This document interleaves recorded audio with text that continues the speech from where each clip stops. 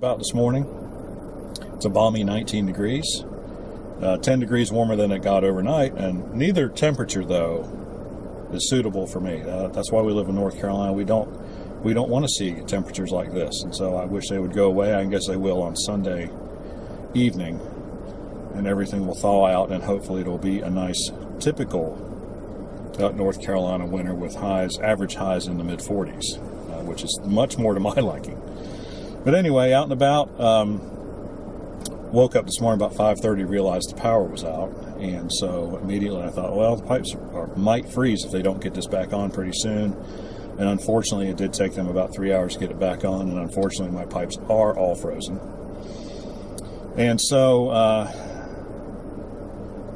I thought, oh, well, that's not such a big deal. I've got a heat strip on my water line coming in, so, after a while, it will melt. And unfortunately, sometime in the last 2 or 3 years,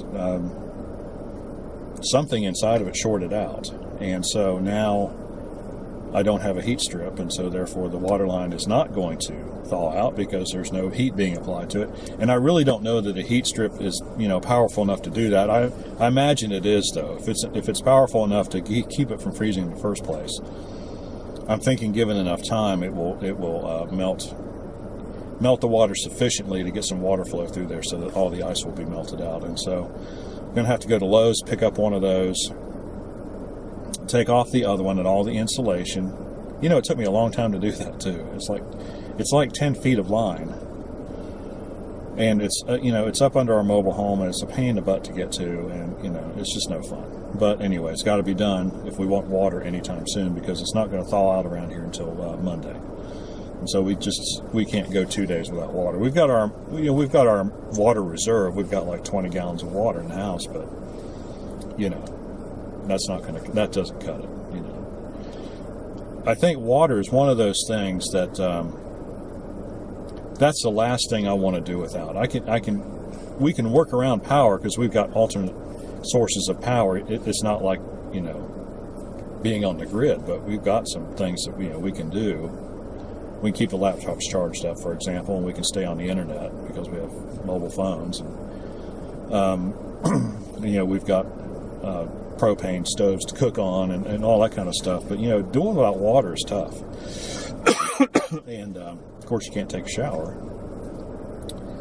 and you can't really just wash anything when you want to. You can't wash clothes. You can't. There's a lot of things you can't. So water to me is the most important thing if I had to rank them.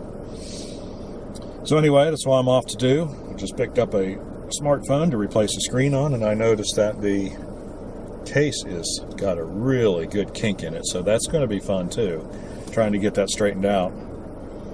Fortunately, once you take the screen out, there's nothing in there that can really break when you put some force on the case, so that's pretty good.